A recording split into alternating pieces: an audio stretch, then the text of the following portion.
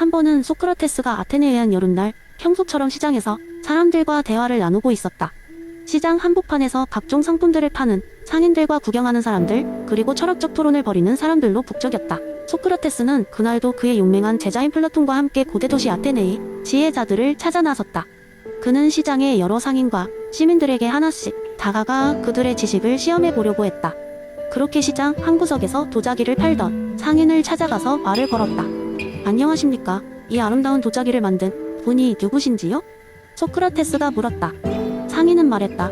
내가 바로 이 도자기를 만든 장인입니다.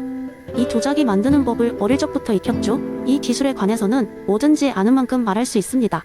그러자 소크라테스는 미소를 지으며 물었다. 그렇다면 도자기를 만들 때 가장 중요한 것은 무엇입니까? 상인은 자신감 있게 대답했다. 물론 품질입니다. 도자기의 품질이 높아야 더 많이 팔리고 사람들도 좋아하니까요. 소크라테스는 끄덕이며 이어서 질문했다. 그렇다면 품질이란 무엇입니까? 무엇이 고품질의 도자기를 만들게 해주는 겁니까? 상인은 약간 당황했지만 한참을 생각한 뒤 대답했다. 고품질의 도자기란 단단하고 깨끗한 모양을 가진 도자기입니다.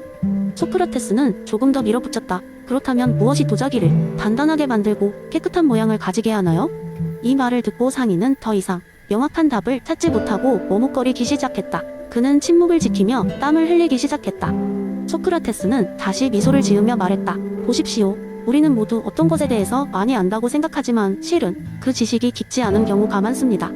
그 순간 소크라테스는 다른 한쪽에서 한 젊은이가 무리에게 둘러싸여 있는 것을 보았다. 젊은이는 수학에 능통하다는 자랑을 하고 있었다. 소크라테스는 이 기회를 놓치지 않았다.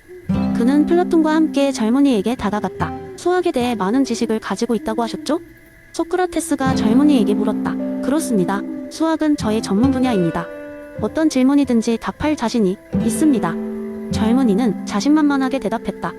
그렇다면 무한이라는 개념에 대해 설명해 주실 수 있습니까? 소크라테스가 물었다. 젊은이는 바로 대답했다.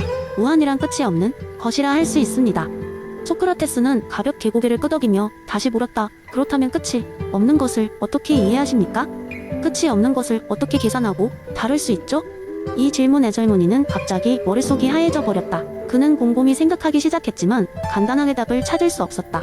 마침내 젊은이는 소크라테스의 말에 고개를 떨구며 무한에 대해 스스로도 이해하지 못하고 있음을 깨달았다. 소크라테스는 다시 한번 웃으며 말했다. 보세요. 우리는 모르는 것을 알기를 원하며 안다고 생각할 때 오히려 진정한 무지를 보게 됩니다. 진정한 지혜는 자신의 무지를 인정함으로써 시작되는 법입니다. 내가 아는 것은 내가 아무것도 모른다는 것이다. 그런 후 시장은 몇 초간 고요해졌다. 사람들은 소크라테스의 말을 되새기며 자신들의 무지를 깨닫기 시작했다. 그 후로 아테네의 사람들은 그날의 교훈을 잊지 않고 더 깊고 겸손한 학습의 길을 걷기로 다짐했다. 이렇게 소크라테스는 그날도 평소처럼 사람들에게 진정한 지혜란 자신의 무지를 인정하는 것에서 시작된다는 메시지를 심어주었다. 이로 인해 아테네 시민들은 더 나은 사람이 되고 공동체를 더 지혜롭게 만들기 위해 서로를 돕는 삶을 살아갔다. 두 번째 이야기 한때 독일의 작은 마을에 피터라는 이름의 청년이 살고 있었습니다. 피터는 학문에 몰두하던 사람으로 그는 다소 철학적이며 삶의 의미를 찾기 위해 고군분투하던 시기였습니다. 어느 날 그는 문득 서점에서 차르투스트라는 이렇게 말했다라는 책을 발견하게 되었죠. 이 책은 프리드리히 니체의 저작이며 피터는 호기심에 그 책을 집어 들어 읽기 시작했습니다. 피터는 니체의 이버맨시 개념에 매료되었습니다. 그는 자신이 현재의 삶에서 벗어나 새로운 가치를 창조하고 잠재력을 발휘할 수 있는 초인이 되고 싶다는 강렬한 욕망을 느끼게 되었습니다.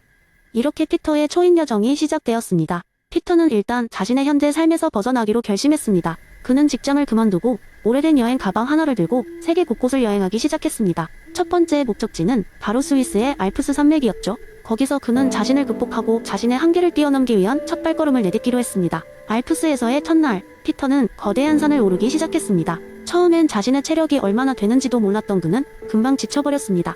그러나 그는 포기하지 않았습니다. 니체의 초인이 되기 위해서는 무언가를 극복해야 한다는 것을 알고 있었기 때문입니다. 하루하루가 지날수록 피터는 점점 더 강해졌고 그 과정에서 그는 자신이 진정으로 원하는 것이 무엇인지 알게 되었습니다. 그것은 바로 경계를 넘는 것입니다. 자신이 설정한 한계를 깨부수는 것이었죠. 몇 주 후 그는 알프스를 정복하고 더욱더 자신감에 차게 되었습니다. 그 다음 단계로 피터는 아프리카로 향하기로 결심했습니다. 그는 그곳의 광활한 사막에서 자신을 시험하기로 한 것이죠.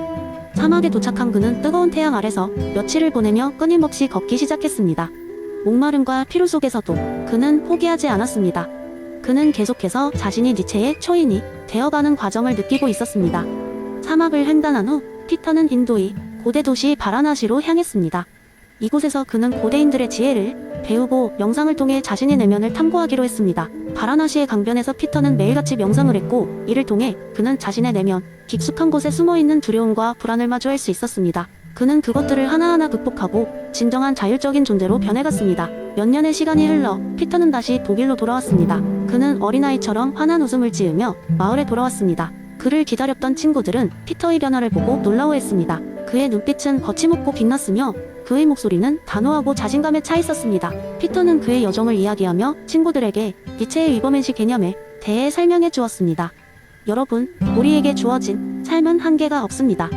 우리는 우리의 경계를 넘어설 수 있는 힘을 가지고 있습니다. 초인이 된다는 것은 우리 안에 무한한 가능성을 깨우고 새로운 가치를 창조하는 것입니다. 우리는 우리 스스로를 규정하지 말고 무한한 가능성을 믿어야 합니다. 피터의 이야기는 친구들에게 깊은 인상을 주었고, 그들 또한 자신의 한계를 넘기 위해 도전하기로 마음먹었습니다. 피터는 혼자가 아니었습니다. 그와 함께 초인이 되기 위한 여정을 시작한 사람들은 점점 더 많아졌고, 그들은 서로 격려하고 지원하는 공동체를 만들게 되었습니다. 이렇게 해서 작은 마을은 피터라는 한 청년의 영감을 통해 변화되었고, 점점 더 많은 사람들이 자신의 삶에서 초인이 되기 위해 노력하기 시작했습니다. 피터의 여정은 끝날 줄 모르며 그는 계속해서 새로운 한계를 넘어 자기 완성의 길을 찾아가고 있었습니다. 세 번째 이야기, 한 번은 무지의 베일이라는 개념을 한 친구에게 설명하는 과정에서 벌어진 재미있는 이야기를 들려드릴게요. 이 친구 이름은 철수라고 할게요. 철수는 매우 똑똑한 친구지만 철저히 현실적인 성격을 가지고 있었어요. 한 번은 우리가 철수네 집에서 주말 모임을 갖고 있을 때 존 롤스의 정의론에 대한 이야기가 나왔습니다. 철수가 말하길 이론은 좋은데 현실에서는 절대 적용되지 않을 것 같아. 우리는 다 뭔가를 알고 있잖아. 무지의 베일, 그건 그냥 이론에 불과해. 그래서 나는 철수를 생각에 빠지게 만들 방법을 고민했어요. 우리는 피자와 치킨을 시켰고 그걸 통해 교훈을 얻게 되기를 희망했죠. 나는 철수에게 이렇게 제안했어요. 철수야, 지금부터 우리가 무지의 베일 아래 있다고 생각해보자. 내가 피자를 자르고 나눌 건데 어떤 조각을 하는지는 알지 못하지. 그럼 어떻게 피자를 공정하게 나누겠니? 철수는 잠시 생각하더니, 아, 그렇다면 모두가 만족할 만큼 공정하게 나눠야지. 누군가 한 사람이 크게 불만을 가지면 안 되니까 라고 답했어요. 나는 피자를 자르면서 웃음이 피어올랐어요. 그렇지, 철수야. 이제 내가 무지의 베일이 뭔지 약간은 이해한 것 같네. 내가 어떤 조각을 받을지 모르기 때문에 모두가 만족할 만큼 공정하게 나누어야 한다는 생각을 하게 된 거지. 철수는 생각에 잠긴 표정을 짓다가 말했다. 그런 맥락에서랄까? 사회를 어떻게 디자인할지 고민할 때도 모든 사람이 무지의 베일 아래에 있다고 가정한다면 모두에게 공정한 원칙을 선택할 수 있다는 거군. 그날 밤 모임이 끝나고 철수는 다시 한번 정의론에 대해 깊이 생각하게 된 것 같았어요. 며칠 후 우리는 더 깊은 대화를 나누게 되었습니다. 철수는 자신의 생각을 바꾸겠다고 하면서 사실 공정성이라는 것이 어떻게 현실에 적용될 수 있을지 더 생각해보게 되었어. 그냥 이론이라고만 생각했던 게 정말로 중요한 원칙을 이해하게 만드는 도구일 수도 있다는 걸 깨달았지. 그 이후로 우리는 친구들 사이에서 무언가를 나눌 때마다 철수의 공정, 피자 법칙을 자주 사용하게 되었죠. 철수가 피자를 완벽하게 나눈 날을 기념하여 만들어진 법칙이었답니다. 이 썰은 단순히 재미있는 이야기로 끝나는 것이 아니라 철수처럼 우리 모두가 한 번쯤은 중요한 사회적 원칙을 실제 삶에 적용해보는 계기가 되었지 않았나 싶어요. 결국 존 롤스의 정의론은 그렇게 우리 일상 속에서도 작은 실천으로 이어질 수 있는 놀라운 힘을 가지고 있었던 거죠. 철수는 더 이상 무지의 베일을 단순한 이론적 개념이라고 생각하지 않게 되었고 우리의 사회적 행동도 조금씩 달라지게 되었답니다. 네 번째 이야기, 한여름에 어느 날 대학교 철학 강의실에서 소문이 도는 사건이 벌어졌다. 이 사건은 교수님과 학생들 사이에서 가히 심판의 날로 불리며 전설로 남아 전해졌다. 그리고 그 중심에는 누구나 한 번쯤 읽어본 적 있는 마이클 샌델의 정의란 무엇인가? 이론이 있었다. 이날의 지휘자는 유명한 철학 교수 김 교수였다. 김 교수는 학생들에게 정의와 공정성이라는 주제로 토론 수업을 하겠다고 선포하였다. 하지만 수업의 마지막 30분 동안은 특별한 실제 적용 실험이 기다리고 있다고 말하며 다들 기대와 불안 속에 빠졌다. 강의실은 40여 명의 학생들로 가득 차 있었고 분위기는 점점 고조되었다. 이날 학생들은 존 롤스의 무지의 베일 개념을 중심으로 토론을 벌였다. 김 교수는 학생들에게 무지의 베일을 사용해 자신들이 어떤 사회 제도를 만들지 이야기해보라고 했다. 무지의 베일을 썼을 때 우리는 자신이 부자일지 가난할지 건강할지 병약할지 등을 모르기 때문에 최대한 공정한 제도를 만들 수밖에 없습니다. 한 학생이 말하자 모두가 고개를 끄덕였다. 또 다른 학생이 말을 이어갔다. 그렇다면 모든 사람이 기본적인 권리와 자원을 누릴 수 있는 사회가 되어야 할 것입니다. 예를 들면 무상의료나 무상교육 같은 것들이 있을 수 있겠죠? 이렇게 한참 동안 열띤 토론이 오가고 나서 김 교수는 미소를 지으며 특별한 실험을 소개했다. 김 교수는 각 학생들에게 무작위로 선택된 역할을 부여한 종이를 나눠주었다. 어떤 종이에는 부자, 어떤 종이에는 가난한 사람, 또 어떤 종이에는 중산층, 장애인, 정치인 등이 적혀 있었다. 이제 여러분은 각자의 역할에 맞춰서 이 사회에서 어떻게 행동할지 그리고 어떤 결정을 내릴지 고민해보세요. 이미 이 사회의 제도는 여러분의 결정에 따라 달라질 겁니다. 학생들은 흥분과 궁금증 속에 자신의 역할을 읽어보며 실험에 임했다. 그리고 김 교수는 또다시 강의를 시작했다. 지금 여러분은 정해진 사회적 지위와 능력에 따라 행동해야 합니다. 하지만 무지의 베일을 쓴다면 어떻게 결정했을까요? 이제 여러분이 부자라면, 자신이 가난하게 태어났다면 어떤 결정을 내렸을지 생각해 보세요. 이제 학생들은 무지의 베일을 통해 진짜 공정하고 정의로운 사회를 상상하려 노력했다.